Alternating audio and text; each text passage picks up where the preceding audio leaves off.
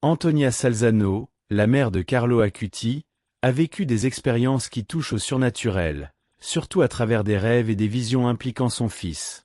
Dans l'un de ces moments, elle a eu une vision claire où Carlo et saint François d'Assise apparaissent ensemble.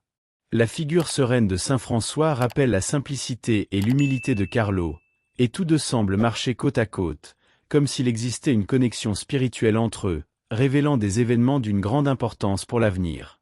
Ces rêves éveillent souvent chez Antonia la certitude que la vie de Carlo est destinée à quelque chose de bien plus grand. Lors d'une de ces visions, Antonia a reçu une révélation impressionnante, la canonisation de Carlo. À ce moment-là, la mère, déjà dévouée et pleine de foi, a vu clairement l'avenir de son fils être reconnu par l'Église catholique comme saint. Cette prophétie, venue à travers un rêve, a consolidé sa confiance dans la spiritualité et dans la mission que Carlo avait dès sa jeunesse, lorsqu'il montrait déjà une profonde connexion avec Jésus-Christ. De manière émouvante, Antonia a réalisé que ses rêves n'étaient pas de simples images nocturnes, mais des signes divins préparant son cœur à ce qui allait venir. Le lien entre mère et fils, fortement entrelacé par la foi et le dévouement, est devenu encore plus solide avec ces événements mystiques.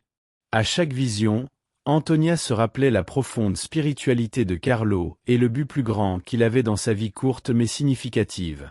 Ses rêves non seulement la réconfortaient, mais la guidaient pour comprendre le rôle de Carlo dans la religion moderne, étant un exemple de christianisme vivant et jeune.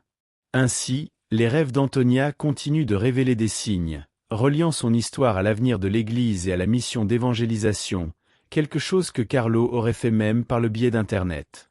Carlo Acuti, avec seulement un ordinateur et une foi inébranlable, a réussi à accomplir quelque chose d'impressionnant, transformer la technologie en un outil d'évangélisation.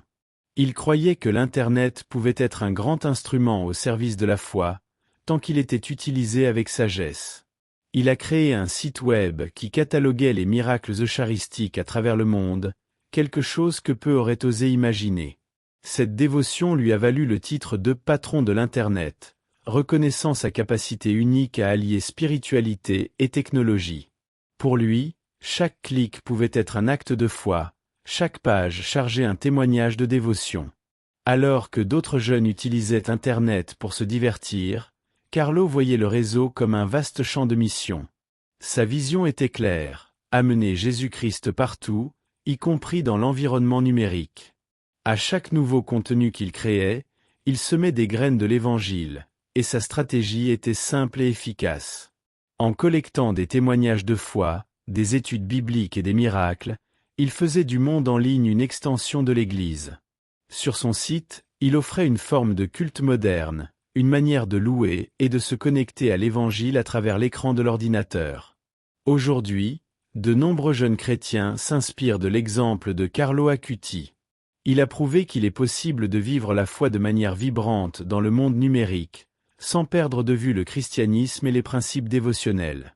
Carlo ne s'est pas limité aux sermons et au culte traditionnel, mais a élargi les horizons de l'évangélisation à quelque chose qui touche des millions de personnes. Son héritage montre que l'Église peut, et doit, occuper les espaces en ligne, diffusant l'Évangile avec sagesse et amour. L'inspiration qu'il a laissée ouvre la voie à l'avenir de la spiritualité à l'ère numérique. La mort de Carlo Acuti, à l'âge de 15 ans, a surpris beaucoup de monde, mais il voyait sa maladie et son départ comme partie d'un but plus grand. Diagnostiqué avec une leucémie, Carlo n'a pas montré de peur, mais une profonde acceptation, offrant toute sa souffrance à Jésus-Christ et à l'Église. Il croyait que sa souffrance avait une valeur spirituelle, un acte de foi et de dévotion qui pourrait porter des fruits. Ses dernières paroles étaient un témoignage de cet abandon. J'offre toute la souffrance que je devrais subir pour Jésus, pour le pape et pour l'Église. Pour lui, la fin n'était pas tragique, mais une transition vers quelque chose de bien plus grand. Ce jeune homme, qui a tant évangélisé par le biais d'Internet, a également enseigné, dans ses derniers moments, que la foi peut transformer même l'expérience la plus douloureuse. En acceptant la mort, Carlo donnait un exemple clair que la vie ne se limite pas au ici et maintenant, mais à l'éternité. Chaque jour dans son lit d'hôpital, il montrait que le christianisme n'est pas une religion de désespoir, mais d'espoir. Sa sérénité face à la mort a ému tant sa famille que les professionnels de la santé qui l'accompagnaient. Là, au milieu de la douleur, il vivait l'Évangile de manière pleine, se offrant comme un véritable dévotionnel vivant. La spiritualité de Carlo n'a pas pris fin avec son départ, bien au contraire, elle a gagné encore plus de force. Sa mort précoce est devenue un symbole de la manière dont la foi en Jésus-Christ peut changer la perspective face à la fragilité humaine. Des jeunes chrétiens du monde entier trouvent en lui un exemple de comment faire face à la souffrance et à la mort sans désespoir, mais avec confiance. La maladie qu'il a emportée si tôt n'a pas éteint sa lumière, mais a servi comme un dernier sermon, une dernière prédication silencieuse de quelqu'un qui a vécu ce qu'il croyait jusqu'à la fin. Et l'impact de cela résonnerait encore plus fort dans les miracles qui viendraient après sa mort. Après la mort de Carlo Acuti, d'innombrables récits de miracles ont commencé à émerger, notamment ceux attribués à son intercession. L'un des cas les plus remarquables a été la guérison miraculeuse d'une jeune Brésilienne qui était dans le coma. Sa famille, désespérée, a prié sans relâche, demandant l'intercession de Carlo. Et, contre toutes les prévisions médicales, la jeune fille s'est complètement rétablie. Cet événement, en plus d'impacter profondément la famille, a été l'un des signes qui ont contribué à la reconnaissance de Carlo comme bienheureux. Ces guérisons ne sont pas seulement considérées comme des interventions extraordinaires, mais elles font aussi partie intégrante de l'héritage spirituel de Carlo. La force intercessive de Carlo ne se limite pas uniquement à la guérison physique, mais elle touche également la transformation spirituelle de nombreux fidèles qui se tournent vers lui dans la prière. Des personnes qui, après avoir demandé son intercession, ont ressenti une profonde renaissance de leur foi, un retour à l'Église ou même une réconciliation avec des membres de leur famille. Ces miracles, bien que souvent modestes aux yeux du monde, sont des signes évidents de la manière dont Carlo continue d'impacter des vies. Les témoignages de foi se répandent parmi les jeunes chrétiens à travers le globe, qui voient en lui un pont entre une foi simple et les défis modernes. La spiritualité de Carlo transcende la mort et s'inscrit dans un mouvement de renouveau spirituel qui touche de nombreuses âmes. Mais qu'est-ce qui rend Carlo si spécial? Même après son départ, il demeure un exemple vivant de la façon dont la foi et l'amour peuvent engendrer des miracles. Les miracles qui lui sont associés révèlent non seulement le pouvoir de son intercession, mais aussi l'impact durable qu'un cœur dévoué à Jésus-Christ peut avoir dans le monde. Ses prières, plus puissantes que jamais, continuent d'écho, nous rappelant que la sainteté n'est pas un concept lointain, mais une réalité tangible qui peut être vécue partout, à tout moment. Et peut-être que le secret de tant de miracles réside dans la simplicité avec laquelle Carlo a remis sa vie à Dieu, montrant ainsi qu'avec la foi, tout devient possible. La vie de Carlo Acuti est souvent comparée à celle de saint François d'Assise, tous deux connus pour leur simplicité et leur humilité, malgré leur naissance dans des familles aisées. Carlo, tout comme saint François, a choisi un mode de vie dépouillé de luxe, cherchant à vivre l'essence du christianisme de manière authentique.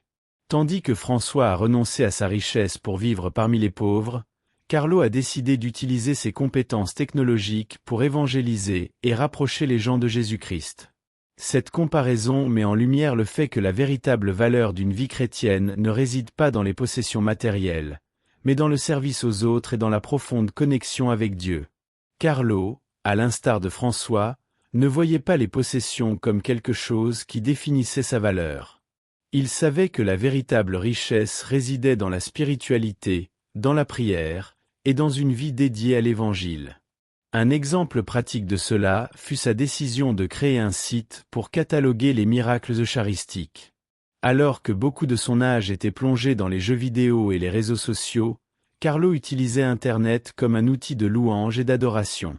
Cette attitude reflète la simplicité de saint François, qui voyait la vie comme une opportunité de rendre grâce à Dieu dans chaque petit acte. Tant Carlo que François nous montrent qu'en choisissant une vie de foi, il est possible de trouver la joie et un but même dans les choses les plus simples. La similitude entre les deux va au-delà des actions visibles. Ils partageaient tous deux un cœur généreux et un esprit dévoué qui les conduisait à impacter les gens autour d'eux. François avait une vision de fraternité universelle, englobant même les animaux et la nature, tandis que Carlo voyait Internet comme un espace pour créer cette fraternité spirituelle, reliant des jeunes chrétiens à travers des études bibliques et des prières. Ces exemples nous poussent à réfléchir sur la manière dont les outils et les ressources de chaque époque peuvent être utilisés pour le bien, tant qu'il y a une intention pure. Et tout comme saint François est devenu une icône de simplicité et de dévotion, Carlo suit le même chemin, laissant un héritage qui inspire les générations à vivre avec plus de foi. L'héritage de Carlo Acuti continue de résonner de manière impressionnante dans le cœur de nombreux fidèles. Son message de foi, d'amour et de service, surtout à une époque marquée par la technologie et la superficialité, brille comme une lumière pour ceux qui cherchent un sens plus profond. Ce qui rend Carlo spécial, c'est qu'il a su, même jeune, équilibrer sa spiritualité avec l'utilisation des outils modernes, comme Internet, pour partager sa dévotion à Jésus-Christ. Il nous enseigne qu'il est possible d'être un jeune chrétien connecté au monde, sans perdre l'essence de l'Évangile et de l'adoration envers Dieu. Carlo savait que pour transformer la vie des gens, il fallait plus que de belles paroles. Il offrait son temps à ceux qui en avaient besoin, toujours avec un sourire et une Bible à la main. Cet engagement envers l'action concrète et le témoignage de foi a fait de lui un exemple de sainteté moderne. De nombreux jeunes, sous la pression d'un monde de plus en plus matérialiste et séculier, trouvent en Carlo un guide pour équilibrer leur vie de foi avec les exigences du quotidien. Son projet de cataloguer les miracles eucharistiques continue d'inspirer des milliers de personnes à se rapprocher de la foi, prouvant que les miracles ne sont pas des choses du passé, mais une réalité vivante. L'impact de Carlo est si puissant qu'il n'inspire pas seulement les jeunes, mais également toute l'Église dans sa mission d'évangélisation. Ce qu'il a commencé comme un simple désir de diffuser l'Évangile et l'amour du Christ est devenu un mouvement qui traverse les frontières et les générations. Dans un monde qui souvent s'éloigne des valeurs spirituelles, Carlo nous rappelle qu'avec la prière, un dévouement quotidien et une vie consacrée à la foi, nous pouvons faire une différence profonde. Son héritage n'est pas quelque chose qui s'efface avec le temps. Au contraire, il croît et s'épanouit, guidant de plus en plus de personnes vers Jésus-Christ et la spiritualité. La vie spirituelle d'Antonia Salzano, la mère de Carlo Acuti, a connu une profonde transformation au fil des années. Avant la mort de Carlo, sa foi, bien que présente, n'avait pas encore atteint la profondeur qu'elle témoigne aujourd'hui. Ce qui s'est produit est presque inexplicable. La spiritualité d'Antonia a fleuri alors qu'elle affrontait la douleur de la perte de son fils. Dans des moments de désespoir, elle a trouvé force dans la prière et la dévotion, découvrant une relation plus intime avec Dieu et se connectant au grand dessein que Carlo a toujours cru, la vie comme un reflet de l'amour du Christ. Il est intéressant de noter que la relation entre mère et fils n'était pas seulement d'affection, mais aussi de foi partagée. Carlo, avec sa maturité spirituelle, a éveillé en Antonia une nouvelle perspective sur la religion, l'amenant à s'engager plus profondément avec le christianisme. Après sa mort, Antonia s'est immergée encore plus dans les études bibliques, la prière, et même dans les louanges et les cultes, cherchant à comprendre le plan divin qui s'était révélé dans sa vie. Elle est devenue une voix active dans l'évangélisation, aidant à maintenir vivant le témoignage de foi que Carlo a laissé derrière lui. Le parcours spirituel d'Antonia sert d'inspiration à de nombreux parents qui trouvent dans leur foi une ancre lors des moments les plus difficiles. Elle montre que, malgré la douleur, l'adoration et la dévotion à Jésus-Christ peuvent renouveler la force intérieure. Antonia a non seulement transformé sa souffrance en un chemin de foi, mais aussi en un canal de grâce pour de nombreux autres. Aujourd'hui, son témoignage continue d'impacter des familles, des jeunes chrétiens et tous ceux qui cherchent du réconfort dans la foi. Tout comme Carlo l'a inspiré, elle continue d'inspirer beaucoup de gens à se rapprocher de Dieu. La canonisation de Carlo Acuti porte une signification qui va bien au-delà d'une simple reconnaissance de l'Église.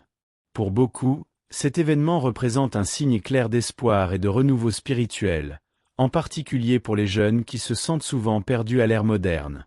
Carlo, avec sa passion pour l'Évangile et sa capacité à connecter foi et technologie, est devenu un symbole de la manière dont il est possible de vivre la spiritualité de manière vibrante et pertinente. Sa canonisation n'est pas seulement une célébration, mais un appel aux jeunes chrétiens à s'engager plus profondément avec l'Église et leur foi. Pour ceux qui ont suivi la vie de Carlo, sa canonisation est presque une prophétie accomplie. Dès son jeune âge, il a démontré une dévotion impressionnante, utilisant ses compétences en technologie pour créer un héritage durable, comme son projet sur les miracles eucharistiques. La reconnaissance officielle de sa sainteté est une preuve vivante que la foi ne connaît pas de frontières d'âge, ni de limitation de contexte.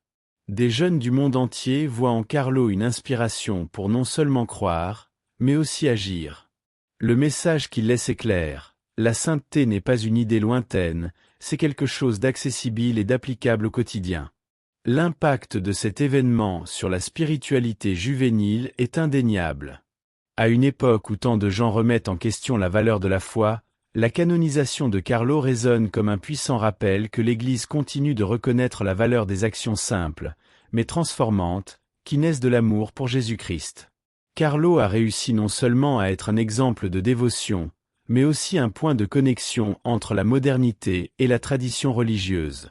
Maintenant, après sa canonisation, sa vie résonne encore plus fort, inspirant d'autres à chercher la sainteté, même dans un monde qui semble si distrait par le matériel.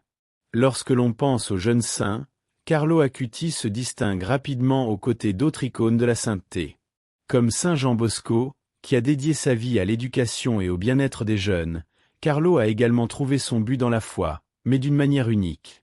Sa capacité à utiliser la technologie comme un outil d'évangélisation montre que la sainteté n'est pas une question d'âge, mais d'attitude.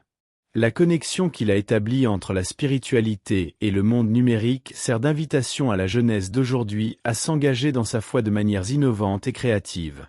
Alors que de nombreux jeunes saints, comme Sainte Thérèse de l'Enfant Jésus, montrent leur dévotion à travers des actes simples d'amour et de foi, Carlo a apporté une nouvelle dimension à cette tradition. Il a utilisé ses connaissances en informatique pour cataloguer les miracles eucharistiques, devenant ainsi un véritable patron de l'Internet. Cette approche contemporaine permet aux jeunes chrétiens de se sentir plus proches de la foi, montrant que la sainteté peut être vécue dans n'importe quel contexte. La différence entre Carlo et d'autres saints réside dans sa capacité à dialoguer avec la réalité moderne, montrant que la foi peut être aussi accessible qu'un clic. De plus, la vie de Carlo reflète également un appel à l'action, inspirant les jeunes à devenir des agents de changement.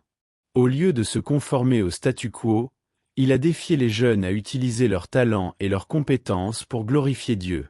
Tout comme Saint Michel Archange, qui a combattu les forces du mal, Carlo s'est distingué par son courage à promouvoir le message chrétien dans un monde qui remet souvent en question les valeurs traditionnelles. Il sert d'exemple puissant que la jeunesse n'est pas un obstacle à la sainteté, mais une opportunité de façonner l'avenir de l'Église avec foi et innovation. Les miracles modernes ont une importance immense dans le contexte de la foi chrétienne, surtout lorsqu'on considère l'intercession de saints comme Carlo Acuti. Les récits de guérison et de transformation spirituelle ne sont pas seulement des histoires du passé, ils continuent d'impacter des vies aujourd'hui. La foi, lorsqu'elle est appliquée à des expériences contemporaines, réaffirme non seulement la croyance en Jésus-Christ, mais renforce également la communauté de l'Église, montrant que Dieu agit toujours dans nos vies. Le témoignage de personnes ayant vécu des miracles peut servir de puissant encouragement pour les jeunes chrétiens, leur rappelant que la prière et la dévotion ont un effet tangible. Un exemple marquant est la guérison d'une jeune fille dans le coma, attribuée à l'intercession de Carlo.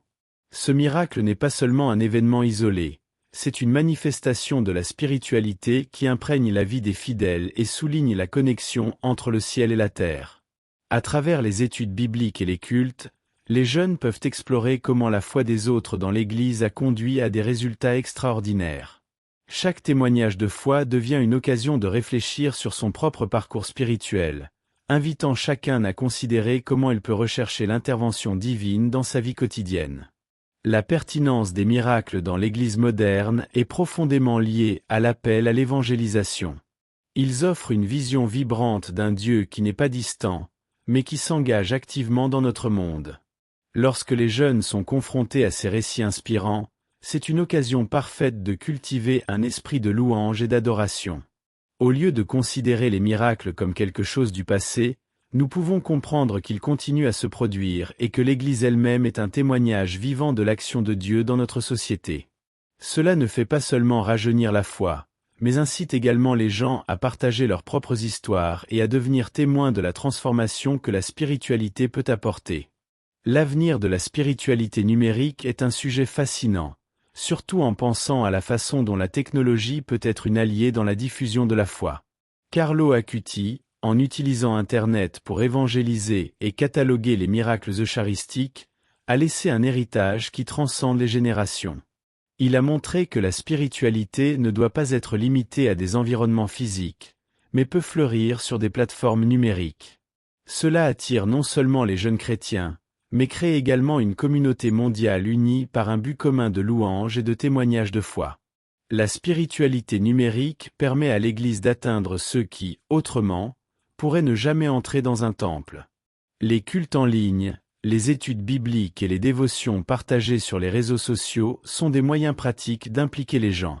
Un exemple en est les diffusions en direct de sermons et d'événements de l'Église, qui offrent une connexion significative et accessible. Les plateformes numériques deviennent un espace sacré où la prière et la louange peuvent être vécues n'importe où et à tout moment. C'est une invitation à une adoration inclusive et interactive, où chacun peut trouver sa voie dans la communauté de la foi. À mesure que la technologie progresse, l'opportunité d'intégrer la spiritualité dans la vie quotidienne devient encore plus tangible. Des applications de prière, des groupes de discussion et des ressources numériques changent la façon dont l'Église interagit avec les fidèles. Ces ressources facilitent non seulement l'accès à la Bible et aux matériaux dévotionnels, mais encouragent également l'interaction et l'engagement. L'avenir de la spiritualité numérique est plein de promesses. C'est une chance de renouveler la foi, la rendant plus accessible et pertinente pour les nouvelles générations. Alors que l'Église adopte ces outils, elle répond non seulement aux besoins contemporains, mais inspire également un nouveau type de témoignage de foi, reflétant la lumière du Christ dans un monde de plus en plus connecté. La jeunesse a un rôle crucial dans la revitalisation de l'Église, et cela n'a jamais été aussi évident qu'aujourd'hui. Carlo Acuti, avec son exemple de foi et de dévotion, sert de phare pour les jeunes chrétiens d'aujourd'hui. Il a montré que la spiritualité peut être vécue de manière authentique et vibrante, inspirant une nouvelle génération à s'engager activement dans sa foi. La manière dont il a utilisé la technologie pour évangéliser est une invitation pour les jeunes à trouver également leur voie et à faire partie de la mission de l'Église. Leur témoignage de foi est une force puissante qui peut transformer non seulement leur vie, mais aussi celle de la communauté environnante. Les jeunes, lorsqu'ils se sentent entendus et valorisés, peuvent apporter des innovations qui réénergisent la pratique de la foi. Par exemple, l'organisation d'événements de louange et d'adoration, où ils se réunissent pour partager leurs expériences et leurs apprentissages, peut créer un environnement dynamique et accueillant. De plus, leur participation active dans les ministères, que ce soit dans la musique, le service communautaire ou l'évangélisation numérique, leur permet d'exprimer leur spiritualité de manière créative et impactante. Il est essentiel que l'Église écoute les jeunes et reconnaisse leurs contributions, car cela non seulement les motive, mais enrichit également la communauté de foi dans son ensemble. Enfin, l'avenir de l'Église dépend de sa capacité à embrasser la jeunesse et ses perspectives uniques. Avec une culture en constante évolution, les jeunes ont l'opportunité d'influencer des changements qui reflètent les valeurs de l'Évangile. Grâce à des études bibliques adaptées à leur réalité et intérêts, les jeunes peuvent approfondir leur compréhension de la Bible et appliquer ses enseignements dans leur vie. Leur participation active est un élément vital pour la rénovation spirituelle, contribuant à façonner une Église qui est à la fois pertinente et résonnante. En voyant la jeunesse comme une alliée, l'Église ne garantit pas seulement sa continuité, mais renforce également sa mission de porter l'amour du Christ dans tous les coins du monde. L'impact culturel de Carlo Acuti transcende les frontières géographiques et religieuses, démontrant que la foi possède un pouvoir universel de résonance. Il n'est pas seulement un symbole de sainteté pour les catholiques, mais aussi une inspiration pour des personnes d'origines diverses qui cherchent un sens à leur vie. Son approche unique et contemporaine de la spiritualité et de l'évangélisation à travers la technologie le rend accessible, en particulier pour les jeunes qui naviguent dans un monde numérique. Carlo a rappelé à tous que la foi peut et doit être vécue dans toutes les sphères de la vie, y compris sur les réseaux sociaux, où beaucoup partagent leurs histoires de foi et d'adoration. L'histoire de Carlo, avec sa dévotion à Jésus-Christ et son travail de catalogage des miracles eucharistiques, résonne dans des communautés du monde entier. Des récits de conversion et de changement de vie, inspirés par son témoignage, deviennent de plus en plus courants. Les gens, face à la simplicité de son message et à la profondeur de son amour pour l'Église, commencent à voir que la spiritualité peut être pratique et applicable dans leur vie quotidienne. Cela crée un réseau de solidarité et de compassion qui unit différentes cultures, montrant que chacun peut bénéficier de la lumière que la foi apporte.